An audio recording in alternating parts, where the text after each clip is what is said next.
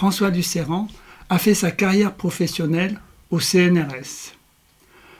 Dans cette première partie, il y en aura 3 au total, il nous raconte l'enthousiasme vécu dans sa jeunesse. À 7 ans, ma première semaine sans ma mère, c'était à Lormois, une semaine.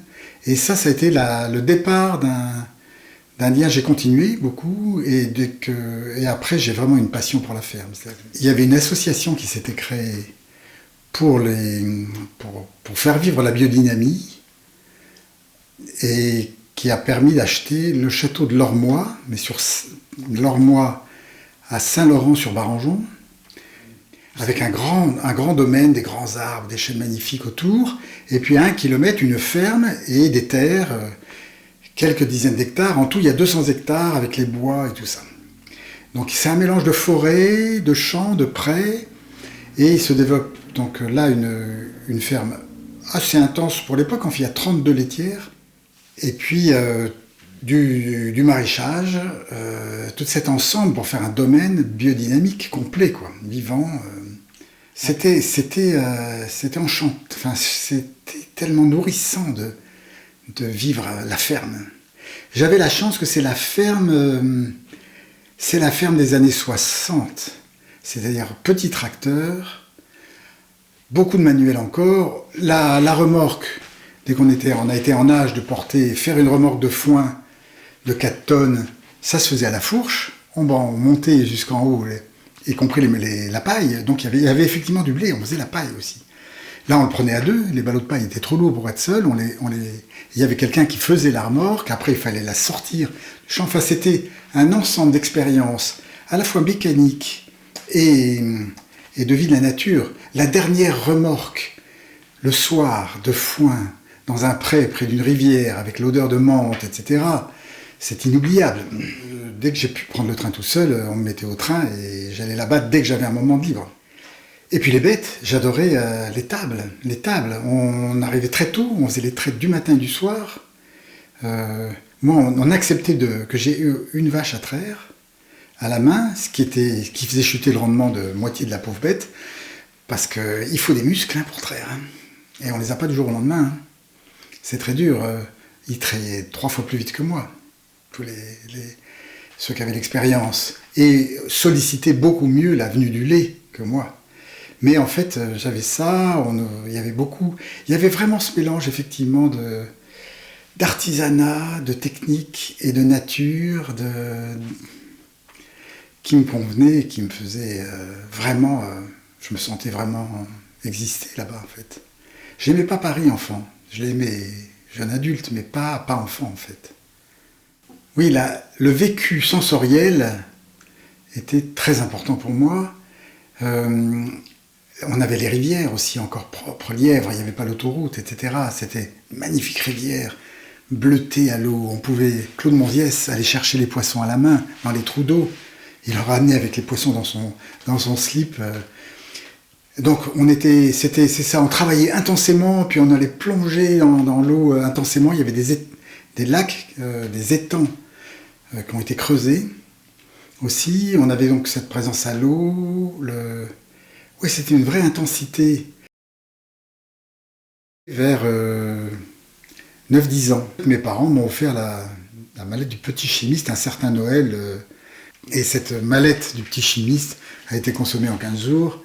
Et après, les choses sérieuses ont commencé. Et donc, on a été chez ProLabo et on a acheté tout le matériel dont j'avais besoin, identifié que j'avais besoin, de la verrerie, des tubes, des acides, 1 litre d'acide nitrique fumant, enfin, l'acide nitrique concentré, de l'acide sulfurique fumant, ce qu'on appelle l'oléum, l'acide chlorhydrique, enfin la base, avec des produits extrêmement corrosifs. Ce goût de la science, via la chimie, a été très tôt. À cette époque, mon père avait un ami sculpteur dans le quartier Montparnasse, l'ancien quartier avant la tour Montparnasse, avant la destruction du quartier Montparnasse, et qui avait un immense atelier magnifique. Et à moi, il m'a donné un livre de chimie de 1900, je crois que c'est 1901, quelque chose comme ça. Un des premiers livres de chimie, de propédeutique, donc des 2 premières années d'université, ayant la notation atomique. Avant, c'était la notation moléculaire. On n'avait pas encore accepté la notion d'atome. Et ce livre est magnifique. Il a des gravures aussi à la plume sur tout l'appareillage, les expériences. Et franchement, ça a été le début de ma lecture. Jusqu'à 10 ans, je ne lisais pas grand-chose. Et là, pour le livre de chimie, je m'y suis mis d'emblée parce que c'était une passion. Et là, j'ai essayé de reproduire énormément d'expériences parce qu'elles étaient toutes liées à cette époque encore avec l'extraction des substances de la nature. La matière n'existe que sous forme d'éléments, et il n'y en a pas beaucoup, il y en a 100, une centaine. Et c'est quand même très peu. Et avant Lavoisier évidemment, mais il a fallu encore pas mal de temps avant le tableau de Mendeleïev, on ne les connaissait pas tous, mais la notion d'éléments chimiques n'existait pas dans l'humanité avant la révolution que représente la renaissance scientifique. C'est qu'on ne savait pas que la matière était constituée de quelques briques. Quand on disait le cuivre, on ne savait pas que c'était une des briques de la matière. Que la matière organique était faite de carbone, ce n'était pas non plus identifié, je ne crois pas. Mais j'étais capable de lire ce livre très descriptif et qui contenait déjà la formulation, c'est-à-dire toutes les formules, la description des corps organiques, etc., étaient avec des formules justes du point de vue atomique. Et donc je me suis mis très vite pour pouvoir faire mes expériences, à comprendre tout ça.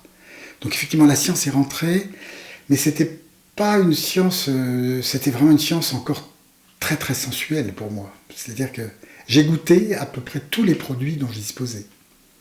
Jusqu'à avoir la langue qui pèle, etc. Je lisais avant pour savoir à quelle vitesse on risquait de mourir, donc je faisais un peu attention, mais et ça, il faut se rendre compte, c'est de 10 à 14, parce qu'à 14, 15 ans, j'ai arrêté, j'ai fait d'autres choses. Donc c'est quand même une tranche très jeune, mais fondatrice pour moi. Ce qui m'importait, c'était d'avoir accès à la nature. Donc ce livre avait quand même une vertu en fait, qu'il était un livre de démarrage, d'une démarche. Par exemple, prenons l'exemple du cuivre. Je suis parti tout à l'heure avec du cuivre. Mes parents avaient aussi une passion pour la minéralogie, donc on a profité des vacances de Pâques à Carqueiranne, où il y a d'anciennes mines de minerais de cuivre, sous forme d'azurite. C'est un magnifique minerai, c'est un carbonate de cuivre qui est bleu-vert, qui est très très beau, bleu souvent. Et donc moi je voulais faire du cuivre. Je voulais faire partir de la roche et faire du cuivre. Et donc mes pauvres parents, ils devaient emmener un violoncelle et une valise de chimie, dès qu'on partait en vacances. Et j'ai fait ça, je l'ai réussi. J'étais déjà avancé, j'avais 14 ans. Donc j'avais plusieurs années d'expérience, parce que c'était compliqué de faire du cuivre. Il faut chauffer énormément, etc. Et j'ai vu ce noir d'ébène de l'oxyde de cuivre se transformer en cuivre dans mon tube. La chimie que j'ai faite était aussi une chimie sensorielle, c'est-à-dire que c'était l'émergence. C'est tellement magique de voir des nouveaux corps apparaître. Et c'est pour ça que j'allais jusqu'à les goûter. C'est difficile de se lier. La vue nous lie que partiellement. Il y a bien sûr les odeurs qui jouent un rôle important, les textures, et là, mes touchés, alors l'agressivité de certains produits, hein, la peau bouffée, etc., ça c'est clair. Mais juste le goût donne quelque chose de particulier. Prendre un sel de cuivre avec son amertume. Il y a des sels qui sont tellement amers qu'ils vous figent la colonne vertébrale. Ça parle d'eux. C'est quand même intéressant. Il ne faut pas en prendre trop. J'ai commencé le violoncelle tard, vers 11 ans. Donc dans la même période. Et effectivement, j'y tenais beaucoup. Et donc mes parents soutenaient ce qu'ils avaient accepté comme engagement musical, ce qui est toujours un challenge pour les parents. Quand un enfant se met à faire de la musique, eh bien, il faut être à la hauteur, il faut lui fournir les moyens de faire vivre cet engagement, et c'est pas si facile. Un violoncelle n'est pas si facile à transporter dans les voitures de l'époque. Ça vient un peu plus tard, mais quand même à 14 ans, donc pas si tard. Il y avait eu le film Le Monde du Silence de Cousteau. Donc il y a la découverte du monde marin. Et donc, dans l'année de mes 14 ans, j'ai pris des cours toute l'année pour passer le brevet élémentaire de l'époque en plongée. Et mes parents partant en Bretagne, avaient loué en Bretagne, j'ai dit qu'il faudrait qu'il y ait un club de plongée. Et quand on est arrivé, en fait, il n'y avait pas de club, il avait périclité déjà. Et j'ai rencontré un jeune homme de mon âge, donc qui avait aussi que 14 ans. Et il me dit, ah, mais moi j'ai du matériel, et mes frères sont trop jeunes, et je cherche quelqu'un avec qui plonger. Et donc, j'ai commencé la plongée vraiment en mer, là, en Bretagne. Et ça a été aussi une passion, mais dévorante, franchement dévorante, parce que il n'y avait finalement aucun site de plongée encore connu. On prenait les cartes, on regardait les fonds, les orientations, les courants, et on décidait, là, il y aura un tombant qui sera intéressant, et on faisait nos premières plongées. Il n'y avait rien. Il n'y avait même pas de quoi gonfler les bouteilles sur Roscoff. Il fallait aller à Carantec, qui est quand même, je ne sais plus, à 25 km, quelque chose comme ça. On y allait en Solex avec une carriole et 200 kg de bouteilles derrière le Solex, parce qu'il y avait un plongeur professionnel à Carantec. En fait, j'ai jamais fait de sport. J'ai fait beaucoup de choses. J'aime l'activité physique. J'ai fait de l'escalade, de la montagne, etc. Mais à chaque fois, c'est pour être dans la nature. Et d'acquérir en même temps les techniques. Il y a un plaisir aux techniques, hein. Ça c'est certain. C'était quand même des petites explorations, c'était pénétrer. Ah oui, c'est ça, j'adorais pénétrer un milieu. La plongée me fascinait pour ça. Pénétrer un milieu pour lequel l'homme n'est pas fait, mais qui se révèle d'une richesse extrême. Et par ces moyens techniques, j'ai tout de suite évidemment compris les questions de pression partielle, etc. Ça me fascinait aussi, c'est-à-dire effectivement tout ce qu'on pouvait, par l'analyse et la compréhension, permettre de vivre hors de son milieu. Ça, pour la plongée, ça jouait beaucoup pour moi. Et puis quand même, il y a cette fascination de cette transparence inaccessible. La surface, la transparence inaccessible, cette surface souvent agitée en mer. Dès qu'on est passé sous ce calme, et on est là, on plonge, on fait toute une plongée, quand on remonte, et paf, on prend les baffes des vagues, il y a le soleil, l'air, etc. C'est un autre monde en fait. Et puis dès qu'on repasse, c'est calme, mais alors, il faut tout gérer avec sa tête, en même temps. Et donc surtout que nous, à l'époque, on ne respectait pas du tout les règles comme actuellement, on plongeait dans des zones à courant très fort, on n'avait personne en haut pour nous. Il fallait qu'on se retrouve, qu'on retrouve nos mouillages. En fait, c'était quand même des logistiques assez sophistiquées. Ma passion du vide est assez étrange, voire presque pathologique à des moments. Je ne sais pas si je peux raconter toutes les expériences que j'ai faites, qui étaient quand même risquées. L'ange gardien était costaud, comme on dit. J'ai appris un peu toute ma vie, enfin toute l'enfance, mes leçons en haut des arbres. J'apprenais beaucoup mieux en haut d'un arbre que sur le plancher des vaches. J'ai adoré être dans le vide, de grimper, etc. Cette question du vide est vraiment, je crois, assez décisif dans ma vie. Il y a quelque chose de chercher une intensité de la vie. La ferme, d'ailleurs, c'était ça aussi. Hein. J'ai beaucoup savouré les contradictions. Ça me reste. C'est-à-dire que quand on plonge, on aurait envie presque de s'endormir. On a envie de se laisser aller. Si on est à l'aise, et alors si on descend, en plus, il y a la narcose de l'azote. Nous, on plongeait quand même souvent à 40 mètres. Elle est déjà présente, même si elle n'est pas très forte. Et donc, il y a quelque chose qui vous pousse à renoncer. Et en même temps, il faut tout gérer. Super techniquement. Les directions, les pressions, les temps, et tout ça à la minute. Donc, il y a une sorte de contradiction de conscience que j'adorais. C'est-à-dire, j'adorais cette espèce de tiraillement entre une aspiration à se laisser couler et puis une nécessité de sécurité, de gérer la situation complètement, le haut, la conscience des courants, de l'inversion de la marée, tout ça. Pour rien laisser... Sinon, ça se traduit dans les faits, quoi, et ça peut être douloureux. La station biologique de Roscoff de l'époque, isolée, avec ses chercheurs, son aquarium, ses plantes, son bateau pour aller explorer les fonds, c'était le début de l'époque. C'était la pleine période de l'inventaire de la faune et de la flore de la Manche et de la mer du Nord. C'était un lieu aussi fort pour moi que la ferme. Et moi, comme je faisais des jobs d'été par là, et du fait qu'on plongeait dans la région de Roscoff, on était finalement un petit groupe de plongeurs, très jeunes. Donc, disons, là, on était dans 17 ans, 16 ans, quelque chose comme ça, dont l'un de ces plongeurs était le fils d'une chercheuse dans la station biologique de Roscoff, biologiste. Et donc, on était introduits dans ce milieu, et eux ont vu l'opportunité de pouvoir accéder à des prélèvements qui ne sont pas faits par des pêcheurs à l'aveugle, mais par des plongeurs qui vont choisir, décrire le milieu dans lequel ils l'ont trouvé, l'enlever précisément. Et donc, ils nous ont commandité, à notre grand bonheur, de la recherche de différents êtres naturels benthiques. Benthiques, donc accrochés au fond, pas pélagiques. Et donc, pour nous, c'était formidable. Et pour moi, c'était d'autant plus formidable qu'après, ils nous parlaient de ce qu'ils voulaient faire comme recherche. Et c'était déjà une introduction scientifique pour moi. Et arrivé au lycée, il y avait un cadeau, c'est qu'il y avait des moyens, il y avait un labo extraordinaire. C'était génial de découvrir la science telle qu'elle était enseignée à l'époque. C'était vraiment un bonheur total, qu'elle soit, alors toutes, la chimie, l'électricité, au fur et à mesure que ça venait. Le lycée était quand même une très belle introduction à la science. C'était une belle expérience dont j'ai eu très vite conscience qu'elle était portée par les impulsions que j'avais eues à l'école Steiner d'Alésia, à 4 ans, au jardin d'enfants. Évidemment, ça fait partie aussi de cette ouverture incroyable d'expérience qui est offerte, et donc ça nourrit beaucoup l'éclectisme. Il a fallu marier toutes ces envies, c'est-à-dire que c'est une histoire à nouveau de vécu, d'intensité du vécu. La capacité de trouver l'endroit où on vit des choses, où l'essence des choses pointe. Subitement, ça donne un sens, tout le reste, c'est technique.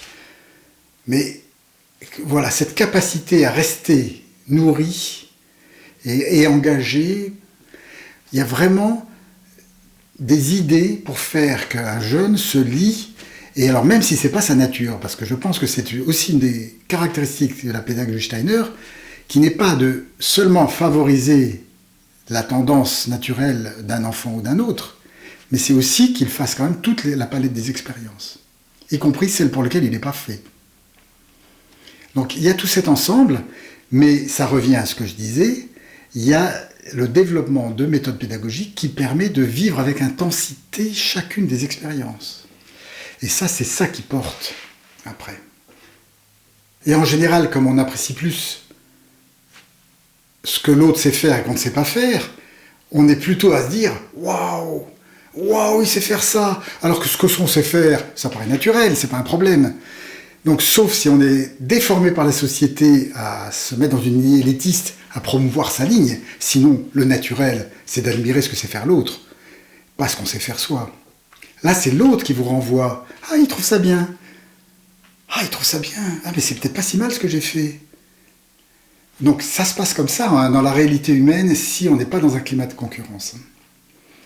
Je dirais accepter les différentes potentiels de chaque être humain, mais qui sont dites très diverses, comme des choses d'égale valeur et à cultiver en plus, et donner les moyens de les cultiver. Parce que c'est pas le tout de les reconnaître. Et ces impulsions de l'école Steiner, je les ai senties me porter jusqu'à la maîtrise.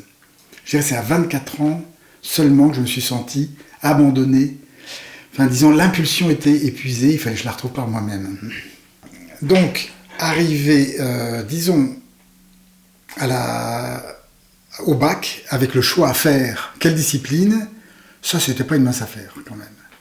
Et qu'est-ce qui a primé? Parce qu'il y avait toutes ces passions, il y avait la chimie, qui était restée, même si j'en faisais plus déjà depuis mes 15 ans, à titre personnel, disons, j'en faisais quand il y avait besoin au lycée, mais il y avait la musique, je savais que c'était quand même pas ma voie. C'est-à-dire que j'adorais, mais je serais pas un bon professionnel. Et c'était quand même clair. Il y avait l'agriculture très très fort, il y avait évidemment la mer aussi, et cette notion d'exploration, disons, dont la mer n'était pas une mauvaise candidate. Et j'ai choisi l'agriculture, en fait. C'est-à-dire que j'ai dit comment... Et la science était incontournable. Je ne m'imaginais pas ne pas faire de science, comme on dit. Et donc j'ai fait une prépa à l'agro. En sortant du lycée de Paul-Langevin, j'ai été reçu à la prépa de Versailles. J'espérais marier science et agriculture en étant ingénieur agronome. Il y en a d'autres qui l'ont fait. Donc j'ai une année passionnante. La géologie, l'école de géologie au lycée Hoche, c'était magnifique. Il y avait des tiroirs entiers remplis d'échantillons de minéraux. Et on avait le droit, après 20 heures, de préparer sa colle du lendemain. On tirait des tiroirs avec des joyaux. C'était le bonheur total. Donc seulement, j'ai bien constaté que si je restais avec les biologistes et les chimistes, ils ne dépasseraient pas leur petite boule pour la chimie et que je ne comprendrais jamais rien à la matière. Surtout, moi, je voulais faire de la physique. Et donc là, j'ai décidé de retourner à la fac et j'étais à Orsay, faire de la physique pour comprendre la matière. Et là, j'ai fait mes études de physique complètement, jusqu'à la maîtrise. Donc à la maîtrise d'Orsay, à l'époque, il n'y avait pas de mécanique des fluides, c'était vraiment de la physique. Donc jusqu'à la physique nucléaire, mécanique quantique et mécanique statistique. Donc c'était l'optique, merveille, l'optique y compris. J'ai eu de la chance d'avoir encore des bons cours d'optique géométrique qui n'étaient quasiment plus enseignés, mais j'avais, même par le prof, mais il y avait un assistant qui disait « Ceux qui veulent rester une heure de plus toutes les semaines, je leur fais, parce que ça manque, je leur fais un cours d'optique géométrique un peu poussé, sur une assez longue durée. » Enfin, ça a été assez merveilleux, je veux dire. Aussi, les TP à la fac d'Orsay, à l'époque, on arrêtait tous les cours, il y avait une semaine de TP, et on rentrait dans un sujet. Régler le Fabry-Perot. Et donc, on découvre aussi tout ce savoir-faire qui est quasi manuel, en fait, qui intègre corps et connaissances de quelqu'un qui a un métier dans les mains, et lui, il sait où il va, il sait avoir... Et il trouve le point de réglage, qui dans toutes ces choses est extrêmement difficile à trouver. Donc enfin, c'est plein d'expériences magnifiques. Je dois dire que l'échec, pour moi, c'est la physique nucléaire. À l'époque, elle n'était pas très avancée, je crois qu'on ne connaissait pas les quarks. La physique atomique était splendide. J'avais aussi un très bon prof, ça compte dans la jeunesse. J'avais pas une bonne prof de physique nucléaire. Il fallait apprendre par cœur le charme, le spin et le machin de tous les... Enfin bref... Ça a commencé, je me suis dit, en fait, la physique, là, j'en vois le bout. J'avais aussi fait la découverte que je ne connaissais rien de plus sur la matière. Je connaissais beaucoup de choses, mais je n'avais aucun vécu de la matière qui me venait de mes études de physique. Je ne savais toujours rien sur la gravité, sur la résistance. Je savais beaucoup de choses, mais rien qui se relie à un sentiment qu'on connaît. On a appris beaucoup de choses, on a aussi développé beaucoup de facultés, mais c'est vraiment un fait d'expérience pour moi. Au fur et à mesure qu'on plonge dans la science, les mécanismes, ça se diversifie à l'infini, et l'essence des choses, on l'a plutôt de moins en moins par rapport au vécu initial.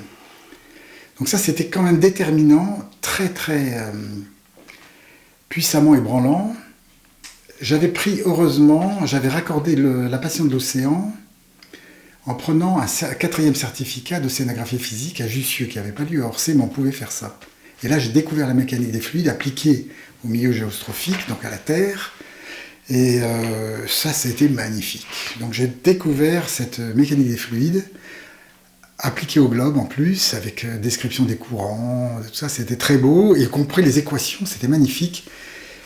Je trouvais ça beaucoup plus satisfaisant que des équations de la mécanique quantique, même si je les trouvais très belles. Là, avec la mécanique des fluides, j'ai vraiment eu le flash. Vous découvrirez la suite dans la 2e partie.